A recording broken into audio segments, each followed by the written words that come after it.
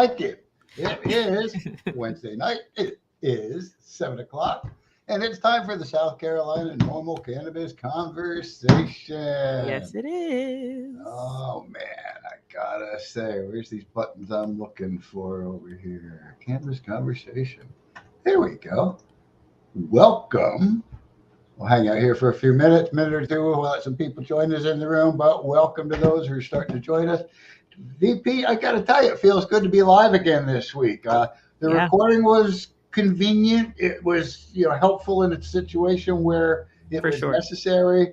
But it feels good to be back live again. I see we're getting a couple of people joining the podcast with us tonight, and it just, It to me, there's definitely a different energy when we have some guests on board with us. Oh yeah. Let me go back to my little buttons and banners here and kind of kick things off as we do in the welcome segment to let you all know that all of our meetings are an environment of education and awareness and are not an open market for the sale, purchase, or distribution of cannabis. We do not condone or encourage illegal behavior of any kind. Also, this is kind of the time of the podcast where I do like to remind you all, follow us on Instagram, like us on Facebook, and especially subscribe to our YouTube channels and click that little bell icon so that you get notifications in advance on when the podcasts are coming or a reminder when they're starting. Also on that, don't forget to support our sponsors and visit our sponsor page on our website, senormal.org. and patronize the people that help support our efforts to reform marijuana laws in South Carolina. Perfect. Flawless. Yes, like my makeup. Yes. Every time. Shout out to Scott's makeup artist. Just kills it every single time. Get you one like that. Now I'm blushing. Hang on, let me pinch my cheeks. Now I'm blushing. There you go. Oh my God. I'm over here doing multiple things at one time, multitasking, making sure that we are all good on all of the areas, and it looks like we are live and doing the thing. So very glad to see everybody here. We already had Nancy was here. This comment is from 6:30 p.m. So shout out to Nancy for being in that chat before we even got started. That's what I'm talking about. It's awesome. So thanks to the YouTube land. Bobo William, greetings. Thanks so much for logging in with us, tapping in. Jennifer Henson, what's up with the little waves? What's good? Kaz says, what's the status of this bill as we speak? Let me know which. Yeah. Oh, with the bill you were talking about. Yeah, the medical bill. Yeah. The medical bill. Yeah. It didn't make crossover, right? Didn't make crossover. It's basically dead for this half of this session for this year. They will pick it up again next January. And see if they can move it. They like to kind of drag it off as long as they can. They said that the voters and the legislators primarily really weren't interested in prioritizing moving this forward, and that this legislation hasn't been vetted yet. I think we've talked about that already on the show. Yeah. To let you all know, the medical bill for the Compassionate Care Act is kind of on a back burner until next year. So hopefully it'll simmer over the year, but that doesn't stop our efforts. We have to keep on going. We have to keep getting the word out there. I mean, I swear every time I hit the streets, I have people going, I didn't even know there was a normal in South Carolina. Oh, that's changing this year, baby. It's changing. We're letting you know. All right. And you guys are a riot. Thank you. We think that same thing. So glad other people are also witnessing that. What's funny today is, y'all, if I seem a little robotic today, it's because Scott, you'll enjoy this.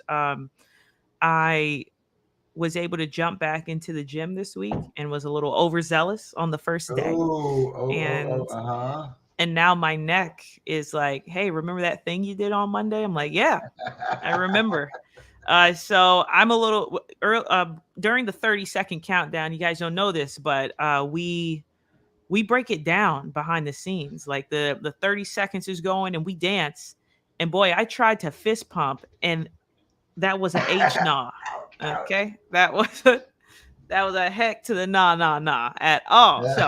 So I am here. I am here and I am ready. I'm excited. A lot of cool things. We're working on some things today. I can actually roll right into that Yep. intro and agenda.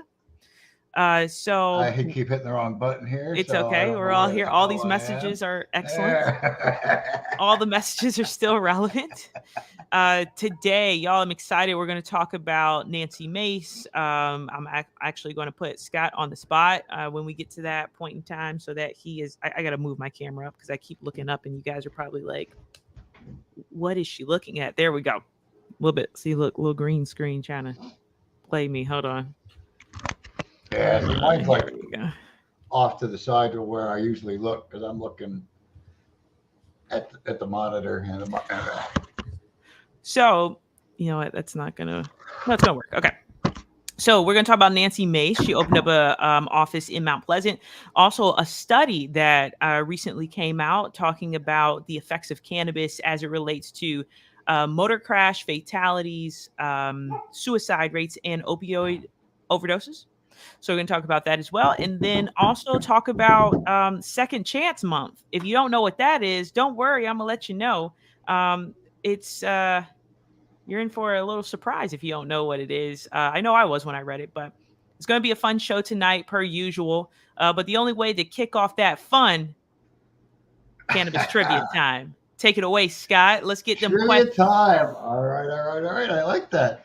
We're trying to get this formatted a little bit better here so we don't forget to answer questions and things like that. Facts. Tonight's trivia question is in the music category. It is a 40-point question for those that are keeping score. And the question is what Bob Marley and the Wailers album cover features a picture of Bob Marley smoking a huge joint? Would Ooh. that be Catch a Fire, Ganja Gun, Rastaman Vibration, or Exodus? Again, music category, 40-point question. What Bob Marley and the Wailers album cover features Bob Marley smoking a huge joint? Catch a Fire, Ganja Gun, Rastaman Vibration, or Exodus? Leave your answer in the comment section while we kind of sit and chat uh, Nancy Mace. about our trivia section. I'm trying to got to transition this just Scott about. is excited today, y'all. He came in hype in charge, so I'm hype about this. Let's go. But I wanted to make sure that we have an opportunity for folks that want to sponsor our trivia questions here on the podcast. If you want to promote your business and get your name mentioned, go ahead and visit our website, scnormal.org. Go on out to the contact page and let me know that you might be interested in being a trivia question sponsor. Yeah, that's gonna be All pretty righty. cool. That's gonna be So pretty let's go cool. right back to it. Thank you. I hope we get some folks to kind of chip in because again, as VP said, we're looking to do some big things, Oh yeah. and unfortunately, I got my shoestring budget, and so we They need call your it help to kind of scrappy. do some of these big things. They call it being scrappy. That's what they say. That's the Being scrappy. terminology. How can we do this in a more scrappy way? Shout out to Joey. Good evening, everyone. Hope you're all elevated and well medicated. There you go. Joey's Okay. here. All There you right. go. What's up, Joey? Okay, so let's talk about Nancy Mace. So I got a couple of pictures I can share, but if you didn't We're going to know, go ahead and answer the question right away. oh, go ahead. Sorry, Scott. I know. I get excited about Nancy myself. What can I say? Music category, 40-point question. If you're keeping score, what Bob Marley and the Wailers album cover features a picture of Bob smoking a huge joint? Catch a Fire, Ganja Gun, Rastaman Vibration, or Exodus? The answer is Catch a Fire. Catch a Catch fire. a Fire. Seems Nice. appropriate. Seems very appropriate. Yeah, for a Let fact. me tuck this one into the back of the deck for future reference. All right. Now, let's talk about Nancy. Now would be that time. Okay, perfect. Perfect. I was jumping the gun, man. Okay. All right. Yes. All right. So we've got, see, look, you see those banners, Scott? You see what I got Uh, going on here? what you Yes, got going on sir. here? Let me Yes, go ahead and sir. find these here. Representative Nancy Mace opens her Mount Pleasant office. Yesterday was the grand opening. I'm still laughing that I was trying to say this before we even got the trivia question out. Nancy Mace opened up her Mount Pleasant office. And, you know, it's always nice to know where your representatives are, especially someone like Nancy Mace, who in our world of cannabis has been very vocal about what kind of legislation she would like to pursue. So, very much of interest to us as well. She is a Republican, in case you do not know. She serves on the Hill. She's representative in DC for South Carolina. So the person who had this seat before her was Joe Cunningham, and she beat him out. So our dear old Scott was able to get out there. I've actually got a couple of pictures that he was able to procure, and Did you he's get on it. some of them out already? Go for I'm it. sorry. That's what I was about to. We on it. Go. Yeah. I Absolutely. didn't mean to jump the gun on it, but yeah, I was thinking I had to That was show. perfect. Yeah, that's what I There was with going to show. Nancy, Yep. holding a normal brochure, Yes. wearing the hat, wearing the socks. Yeah. You were pretty fly. I like them socks. Which, by Hey, the thank way, you, I wore thank you. my normal shirt today too. So you know we're stepping up the game.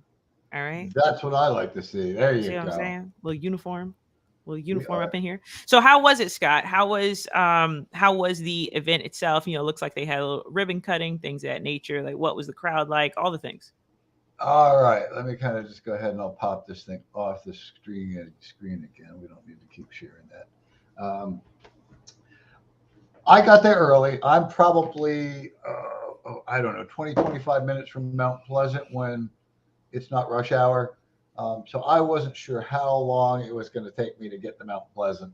Right. Um, and actually, I did pretty good. I was probably there 45 minutes before the event had started. I'm pulling into the parking lot. Of course, the first thing I see is a small crew of Mount Pleasant police officers. Um, I guess kind of prepping their strategy for the event. I found a parking spot nearby, and I think some of you may have seen it in one of the pictures. I took a little rolling suitcase that you'd roll through the airport with, and I took two of our signs. One side had the donut promotion on it. The other side says working for marijuana reform, and I stuck them together so that I had a sleeve I could slide down over top of the handle of the suitcase. So I could roll around, pop up the handle, slide the sign down open that I had pulled out from inside the suitcase, pulled out my hat from inside the suitcase, and I had some brochures that I can clip onto the front. So it's this little rolling information kind of booth. And before pulling all this stuff out of the car, I just kind of got out of the car without my cowboy hat on yet, with just sort of my regular ball hat that I wear, um, to scope out the situation and see what was kind of going on. Obviously, I was early. I could still see that they were setting things up. There was a whole bunch of empty chairs there. Some of the chairs had names on it: the mayor of Mount Pleasant, the chief of the Mount Pleasant Police Department, uh, I think her mom and her sister, some other important people that attended. I saw Cody Callerman. Cody was there. And anyway, um, as I was there, and a little while after I kind of got out and assessed the situation, I went and I got my little suitcase and I set it up and I put my hat on and I rolled it over. If you're looking at that picture that I just showed you, I would have been like a little bit down to the left, you know, 30, 40 feet, and just sort of standing there on the sidewalk. Um, and then at one point, I rolled a little bit closer to down. A lot of the parking lots, they have those little bump outs where a tree would be planted. Well, I rolled down along one of those. There was a little ramp there.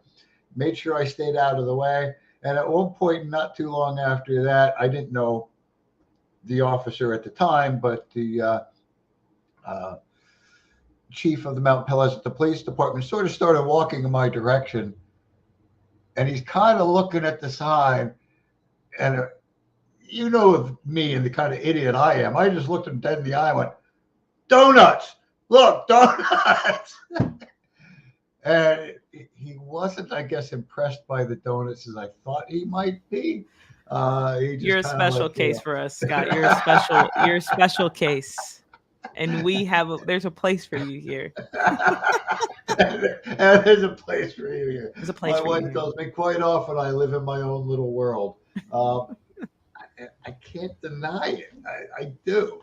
But it's my world, and I'll cry if I want to. That's right. That's right. Just a man trying to sell some donuts for a good cause. For a good cause. Yep. So anyway, That's right, Ina. We love not donuts. too long after that, I saw Nancy actually walk out, and she was chatting with some people, and one of them, I believe, was one of her aides, and I don't know who the other person was, but I kind of walked up to her because I had one real short question for her. I was told that I needed to be introduced to one of the members of her staff. Mm-hmm. And so I kind of said to her, I started to say something, and the aide stopped me, and she's like, sir, not now, not now. And she looks to the aide and goes, no, it's okay. Yeah, I know Scott. So that was pretty cool. I mean, I like knowing Nice. a legislator on first name basis. That's Um, nice. That is really nice. yeah, For real. and I said, look, Nancy, I don't want to take up your time. I was just told I need to be introduced to such and such.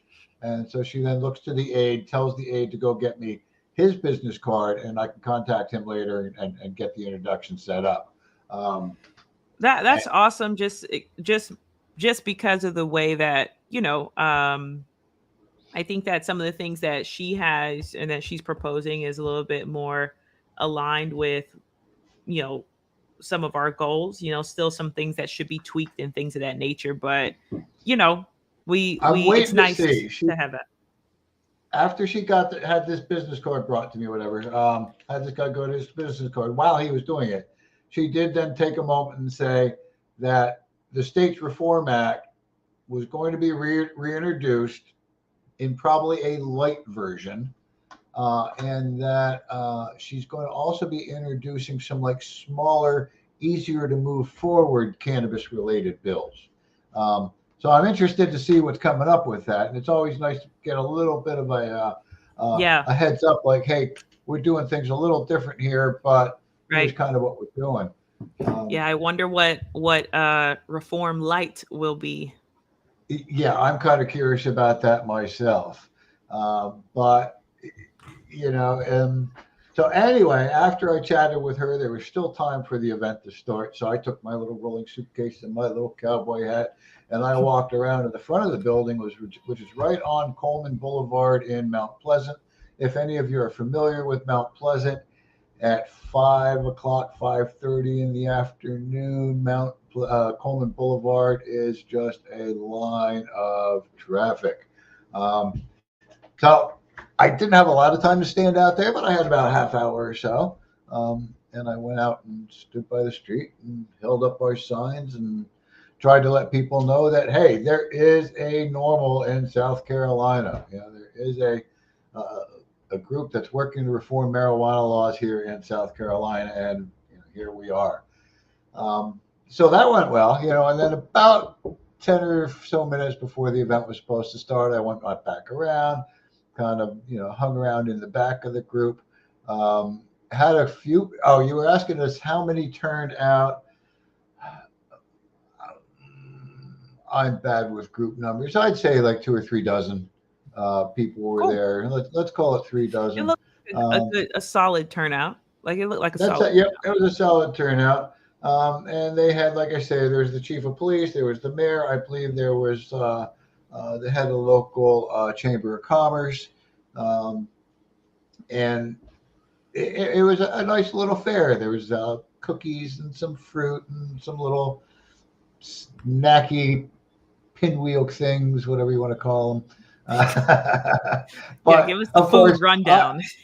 the food rundown. Yeah, I'm the only one. I'm the only one standing there with a T-shirt on, especially a T-shirt that's emblazoned with "I support" or "working to reform marijuana laws." Right. Um, but there was other people kind of there with their own causes.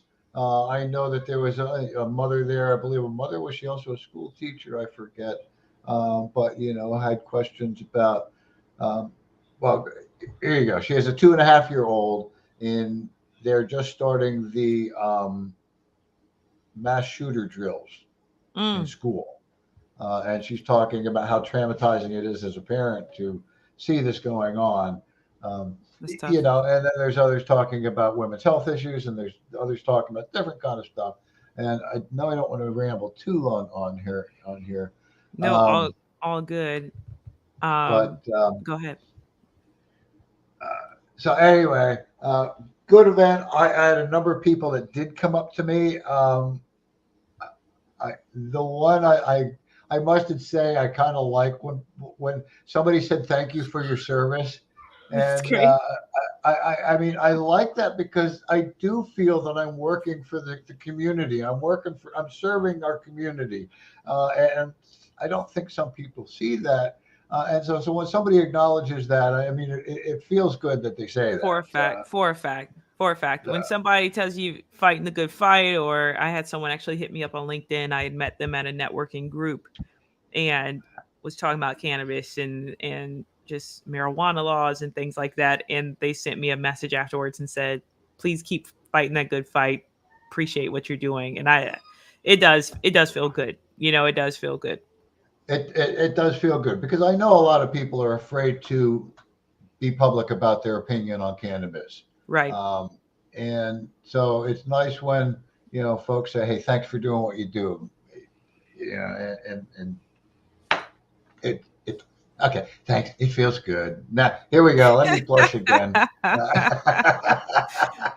Well, while you're blushing over there, I'll give you a little uh give you a little moment because I did want to share this clip from Live 5 News because Nancy Mace has been talking about cannabis legislation. She met with a group. I can't remember the name of the group. They'll say it in here, I think.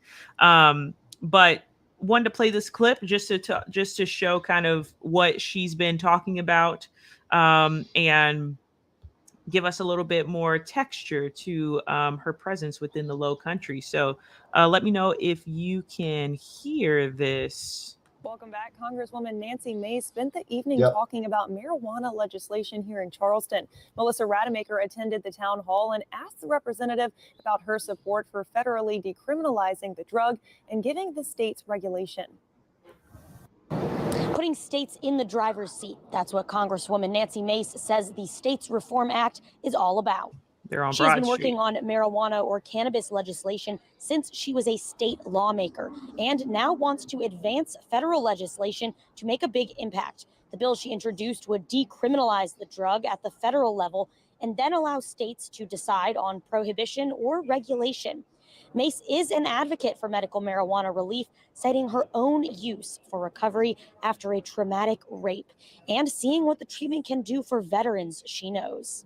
Certainly medical cannabis can help your quality of life. If you're terminal or if you have a chronic illness, it can save your life. It saved my life a long time ago when I had some trauma. It's been a very long, harmful, and expensive war on a plant, and we want to let states be responsible for the cannabis laws that they have state by state, and that's what we're talking about tonight.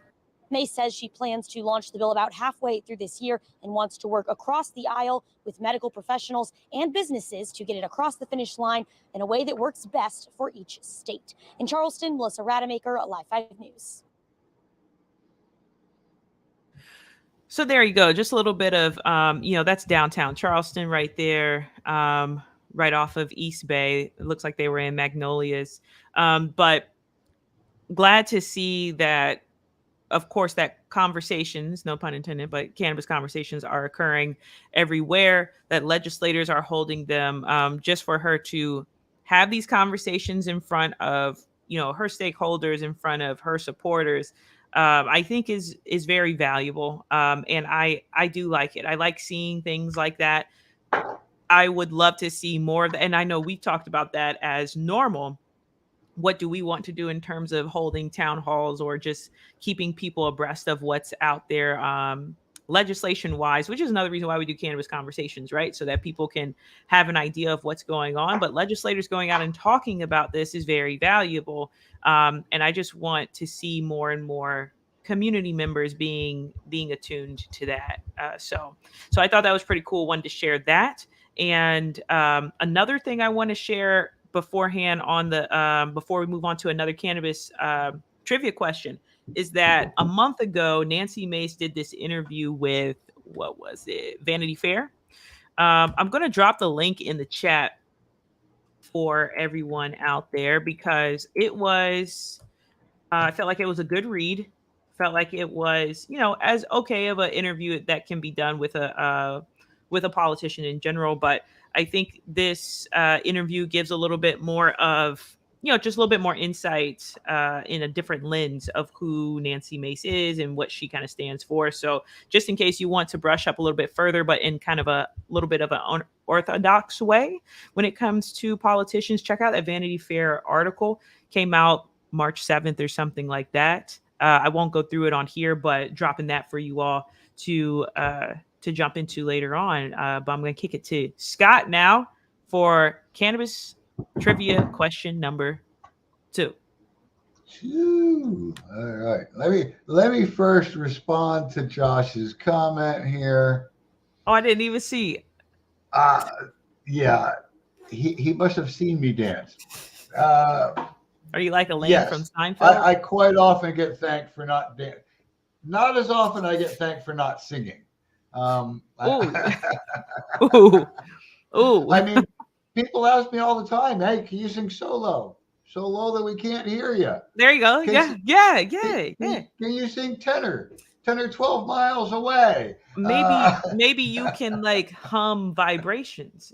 That's a lane. There's a lane for people like you who are just excellent hummers. I keep a kazoo in my car. Excellent. In case I'm ever pulled over by law enforcement. Scott, that tells me everything I need to know. It tells me everything I need to know. The kazoo. Fun fact about kazoos. Fun fact: every single time I think about kazoos, I think about when I was in middle school and we had to perform like in choir like a song with kazoos, and we sounded so terrible. The choir director made us stop in the middle of the concert. Made us stop and said, "Let's take it back from the top."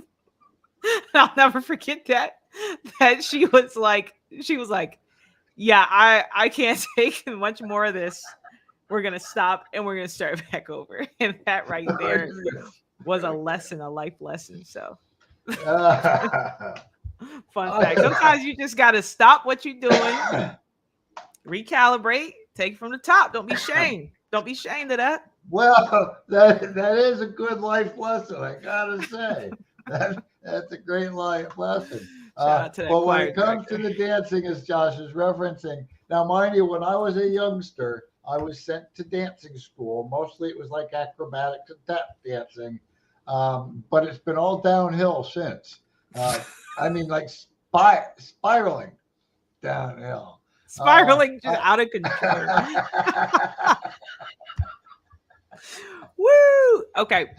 All right. Thank you for that, Josh. Thank you, Josh. That was great. All right. Second trivia question of the night. I think we're doing 3 tonight, aren't we? Woohoo! Oh, yeah. Is brought to you by Krispy Kreme Donut. No, not really, but it's definitely not. Nah, not yet, but oh man, look at them suckers. Well, maybe one day. Sports category. 40-point question if you keep it score. The Philadelphia 76ers star. Oh, this Philadelphia 76ers star was busted with some weed in 1997.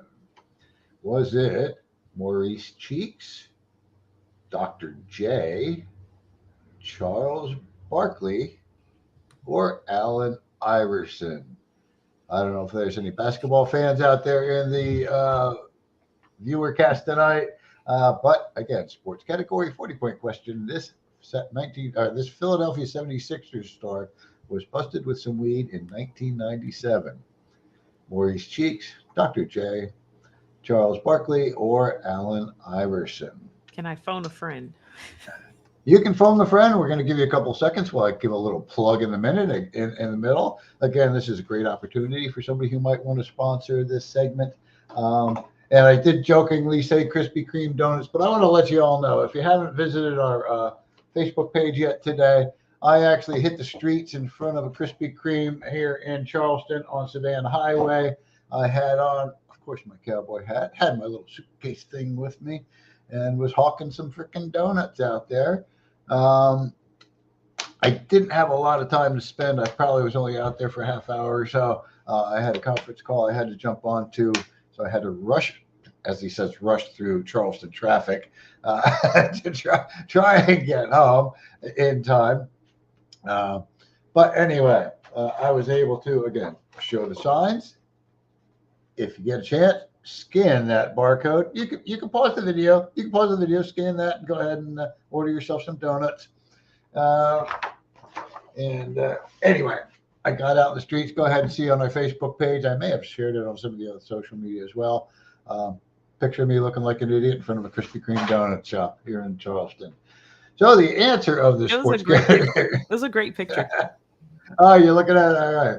Sports category. Your trivia question 40-pointer. This Philadelphia 76ers star was busted with some weed in 1997. Was it Maurice Cheeks, Dr. J, Charles Barkley, or Allen Iverson? And although I wish it was Dr. J, because it just seems like that would be the right answer, it is Allen Iverson. For a fact, Joey was on point. I actually knew this one, by the way. Okay. Awesome. By the way. Allen Iverson. Allen Iverson. For the first time, I feel like I never know any of the cannabis trivia questions. So, yeah, good job, Joey. There you go.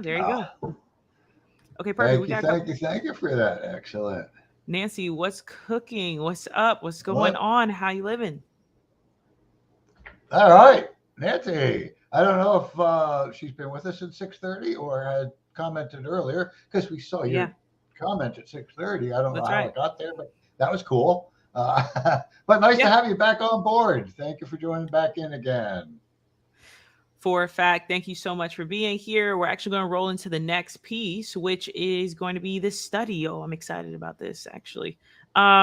Exciting news about this study that I'm about to tell you guys about. All right, so first and foremost, let me slap this. BIM. Okay, the impact of recreational cannabis markets on motor vehicle accident, suicide, and opioid overdose fatalities. So I came across this this study, and I read through it.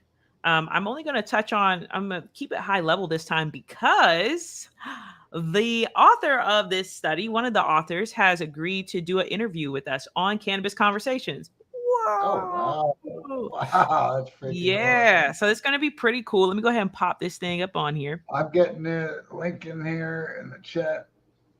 There we go. So this right here that you'll see on the screen is the full study. The link is going to take you to the, once again, the high levels, the biggest points, the results, things like that. This right here is a little bit more in depth. There is a little paywall there. So I'm going to just kind of briefly go over these, but very cool stuff, like extremely cool stuff. I think that, I just did something cool with StreamYard I never knew I could do.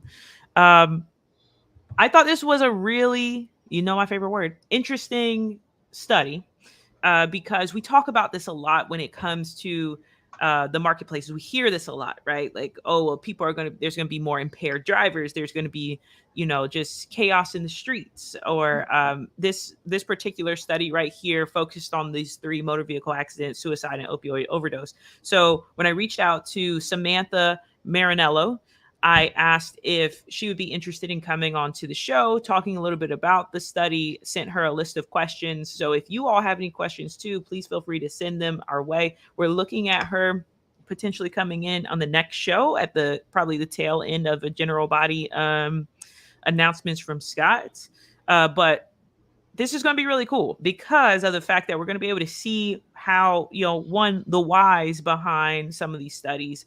What are some things that may have been like, what's a thread that can be pulled for future studies, and also just kind of the realities of some of the lack of information that we have when it comes to cannabis in general. And I'll go through some of those too, but this right here was a really cool one.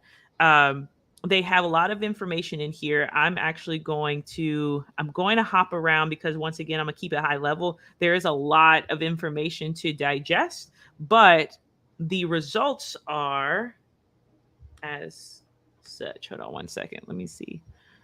Pull up my little notes. Okay, so the results of this study, the highlights are the results revealed substantial increases in crash fatalities in Colorado, Oregon, Alaska, and California of 16%, 22%, 20%, and 15%, respectively. Now, what they did for this particular study was they took, there's been studies that have been done before about crash fatalities, but they've been in a 3-year window, whereas this study did a 5-year window. These particular states have recreational markets, and that's what they were focusing on, was recreational. It says based on estimates from all 7 states, recreational markets were associated with a 10% increase in motor vehicle accident deaths on average. I'm gonna get more into that in a moment. The second big result from this was the study found that there was no evidence that recreational markets impacted suicides. And then the last big result was most states saw a relative reduction in opioid overdose death that ranged between 3 and 28%. And on average, recreational markets were associated with an 11% reduction in opioid overdose fatalities. So all of that extremely interesting off rip. The motor vehicle element. So, and this also states this in the study, which I think is very, that's why I'm excited to speak with the person in charge of the person who kind of put that together with the study, is that, and we talk about this all the time on this show, were these folks impaired? There's no way of really knowing if they were impaired during like the accidents. Is it just that marijuana was in the system? And this is one of the questions I posed also to the person doing the study, was just saying, how do we mitigate that when we're studying this and trying to study impact and study, how can we continue harm reduction? How are we able to, how do we create policies, right? Like if people are impaired while they're driving, how do we make policies to ensure that we are not monitoring, but like when you've been drinking too much, right? There's a test to decide that when you've been pulled over, if you've been drinking too much. And yet with marijuana, there's still, we're pretty much still kind of behind in that particular, I guess I could say, technology or methodology when it comes to the testing. Now there's some saliva tests that are being used and things like that, and that's mentioned in this study as well. But I think that's another kind of what's the word, hindrance or limitation of this particular study, is what does that look like for someone to say that they were that this fatality was completely based off of someone being impaired by cannabis. Another thought that I have about this study, and especially about the motor vehicle element, is I'm very interested in this, and walk with me through this. Okay. People didn't just start consuming marijuana, right? They've been consuming it forever. There's just now people who are able to do it out in the open, if you will, right? So they in these states where it's legalized, it's not something you've got to hide and do. My question is, and I have no idea how we would be able to find this out in studies. Once again, I am merely a thinker, not necessarily a person conducting the studies, but I'm almost curious as to how many of the people who were in these accidents were new users of cannabis. Because there have been people who have been consuming cannabis already before, right? And there was already a particular stat associated with impaired driving when it comes to cannabis. And yet, after legalization, it's not that after legalization, all of a sudden, the people who are already consuming cannabis didn't all of a sudden start. It's new people that may have started. And so I'm wondering then if there's this educational disconnect for people about what they're using, what those effects can be on them. Maybe they need to take their time. Actually, Nancy right here is that's exactly the point I'm about to say. How much is too much? That's definitely relative, towards the person. And what if this is just me speculating because I don't know, but what if you are in a lot of situations where there's people who may not, they don't know how much is too much, or they're starting off their relationship with cannabis, and if you're not okay to drive, you're not okay to drive, you shouldn't drive, right? There was a billboard in Chicago that said, if you took a dab, call a cab, trying to increase the awareness, that PSA of saying, hey, if you've taken a certain amount, or especially a dab, a dab hits pretty hard, then you should call for some kind of assistance, some kind of, transportation, things like that. So it just makes me think about that when it comes to these motor vehicle crashes, about how do we create policies that help reduce harm when it comes to these kind of spaces? Like, how do we help people and encourage them? We have tons of PSAs about, if hand over the keys, like, buzz driving is drunk driving, all of that.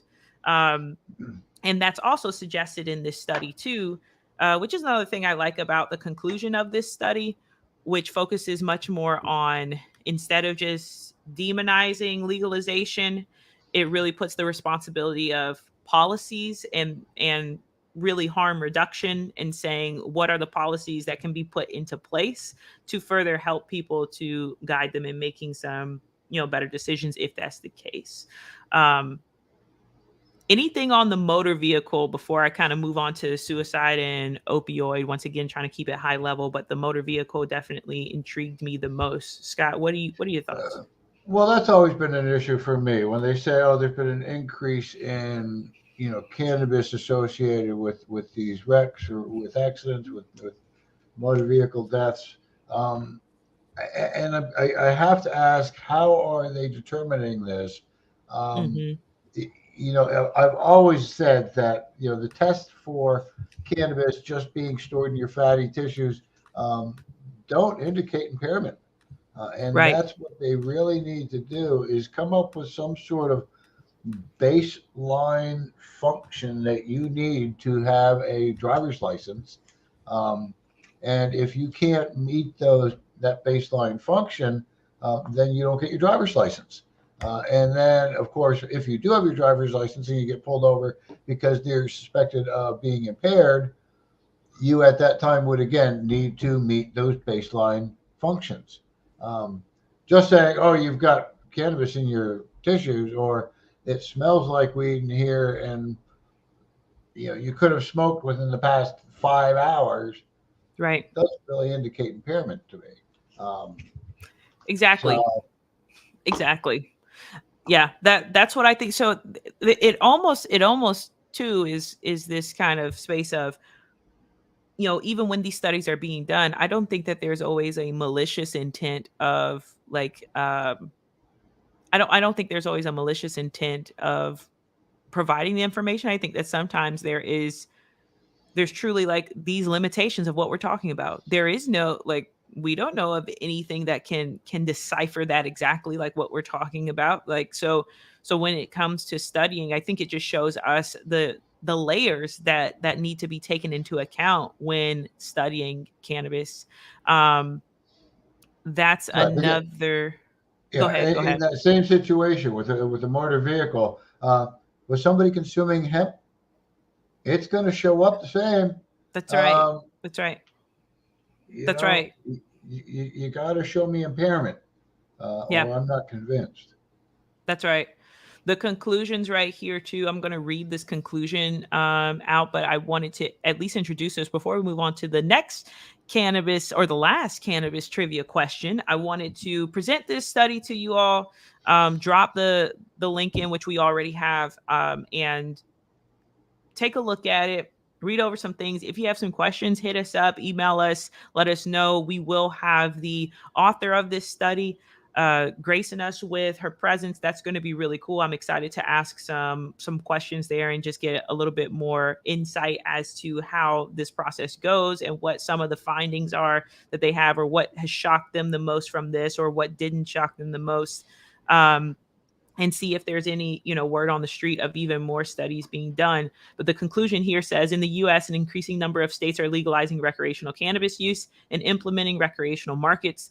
It is important to evaluate whether recreational markets, which provide greater access to cannabis, lead to increased health harms associated with cannabis use. In this study, we investigated the impact of recreational markets on 3 causes of death that are linked to cannabis use: motor vehicle accident, suicide, opioid overdose. Overall, following the legalization of recreational cannabis markets, the results show increases in motor vehicle accidents, no impacts on suicides, and reductions in opioid overdose deaths. Continued monitoring, especially in states that recently began legal recreational sales, is needed to fully understand the potential long-term impacts of markets. And I agree with that. We've got to utilize these legalized areas as opportunities to continue to study and monitor, and continue to refine our accuracy when we are studying these things.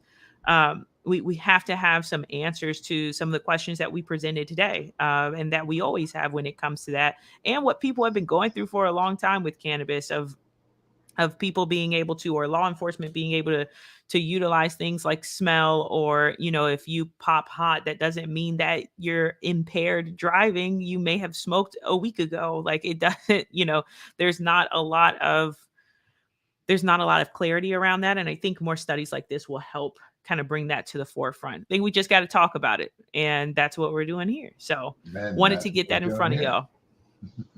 So make sure you join us next week so that we can dive a little bit more into this. That's exciting. To be about that. Yeah, it's going to be Definitely cool. Exciting having somebody on an interview, especially somebody that's worked on a study of this nature. Yeah, that's going to be cool. All right, let's see here. I'm going to click a button just because I can. Go for it. Not cannabis conversations trivia questions. Let me take this. Before I actually get to the cannabis conversation trivia question, I want to jump back here to Joey for a second. Any word about the Compassionate Care Act making it to the special interest list from the Senate? It would move the bill to the House, but the House doesn't take it up until next session.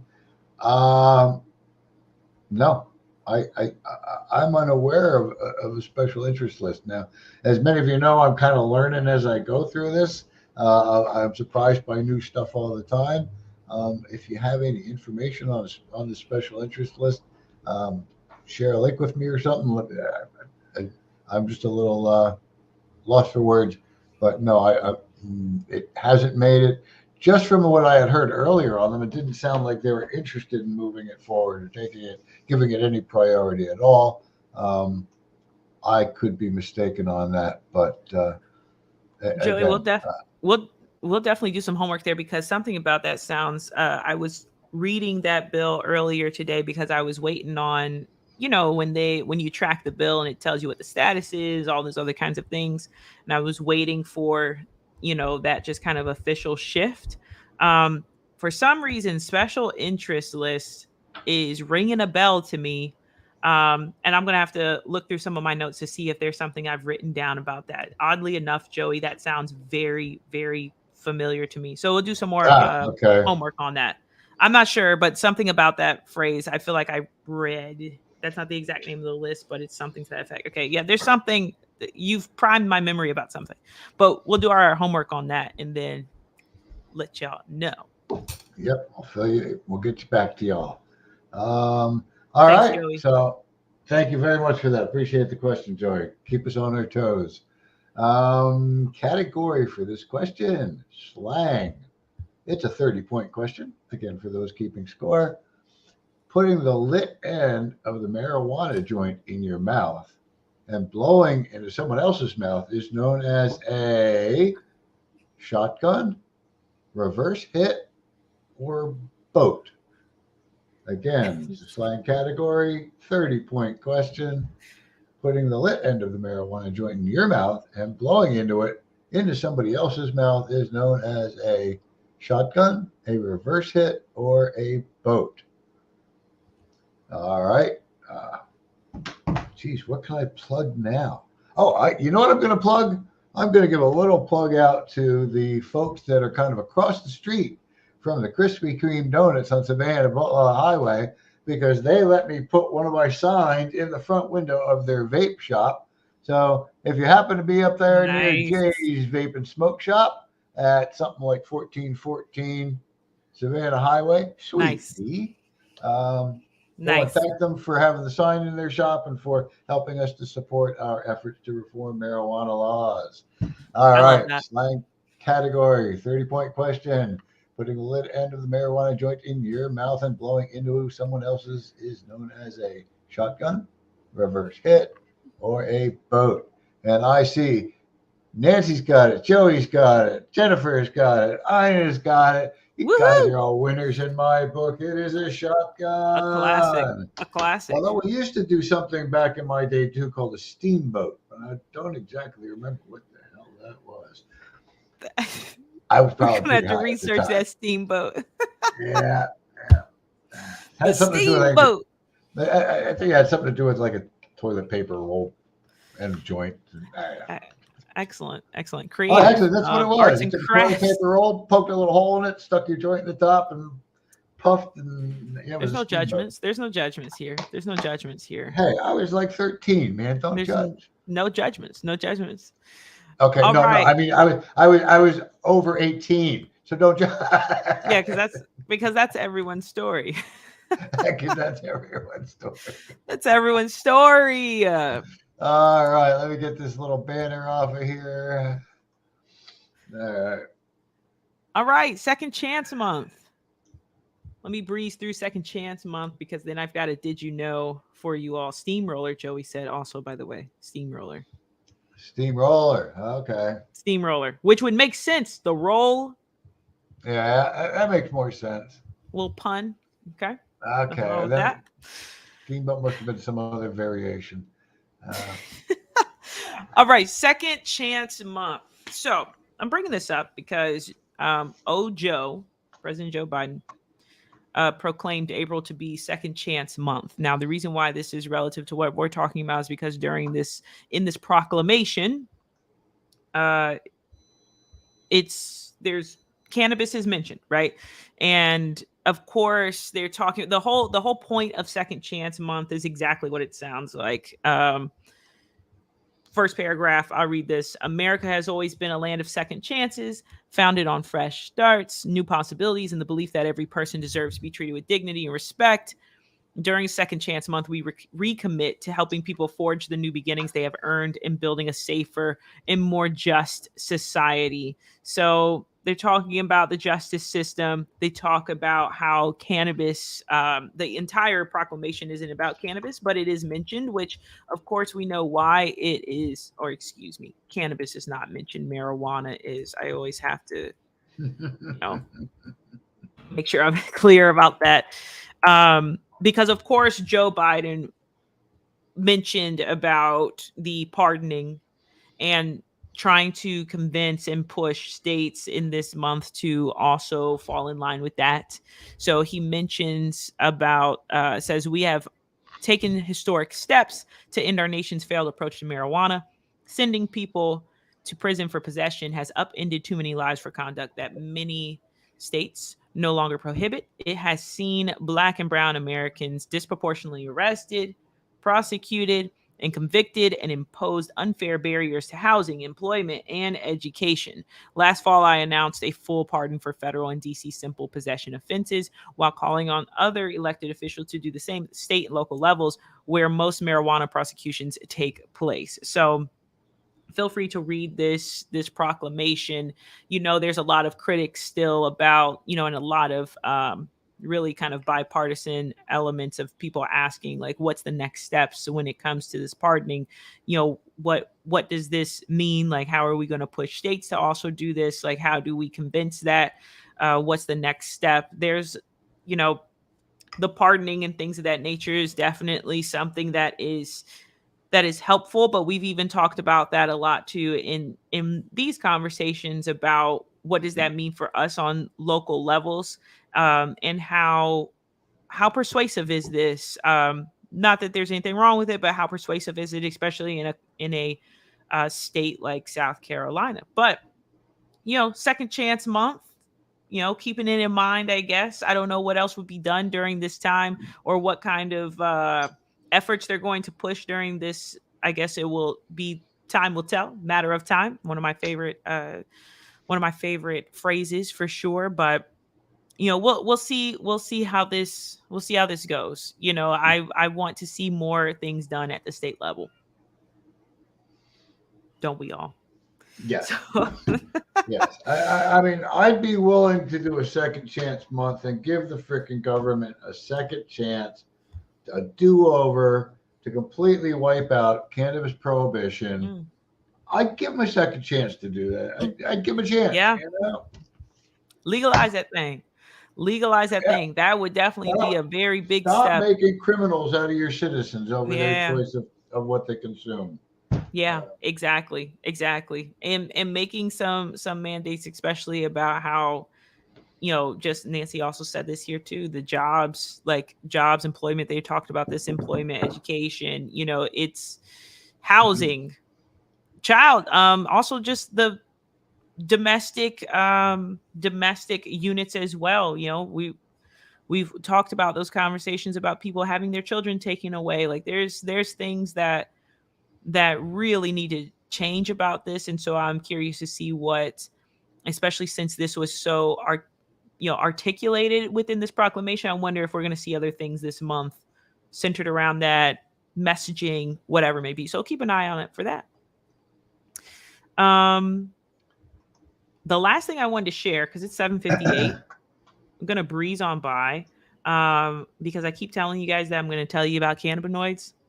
And I got to do it. I have to do it. So before we wrap up, before I kick it to Scott's time, I wanted to do a little Did You Know? So you'll see some Did You Knows every so often as they make sense to do.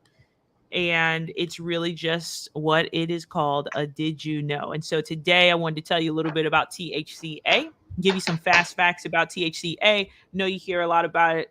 I think THCA is pretty cool. It is very much I was not very interested in chemistry and all these other kinds of things when I was in school.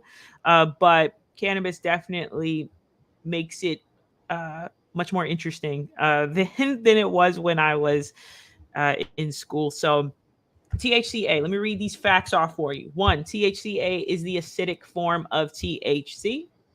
It's in the plant. It's in the plant. It is already naturally occurring within the plant. It is not intoxicating if ingested. So eating like raw flower that is high in THCA is not going to give you psychoactive effects, but you'll still glean benefits. THCA converts to intoxicating THC when exposed to heat, and that is called decarboxylation. That can occur when you are sparking up, when you have a vape cartridge, something of that nature. When that heat is in place, the THCA will drop the acid, and it's actually really cool. So THCA, when you ingest it, it doesn't have the ability to bind to the endocannabinoid receptors that are already within our body. That's why it doesn't create that like intoxicating effect. But you still, once again, can still enjoy the benefits from it. But once the acid portion drops from it through that heat, there's like a ring.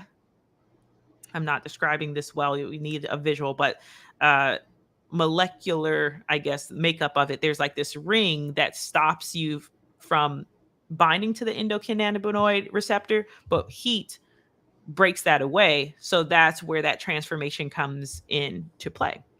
THCA is showing more promise in addressing inflammation and potentially seizure disorders. So there's still more studies doing on that. Both THCA and THC levels will help you determine how potent a product is, the potency of a product. That is something that I think is very underestimated, and that is pretty much that is an industry standard. Like when you go into a dispensary in legalized areas, they're going to have THCA quantities, and THCA quantities, and then they're going to have THCA and then the THC value.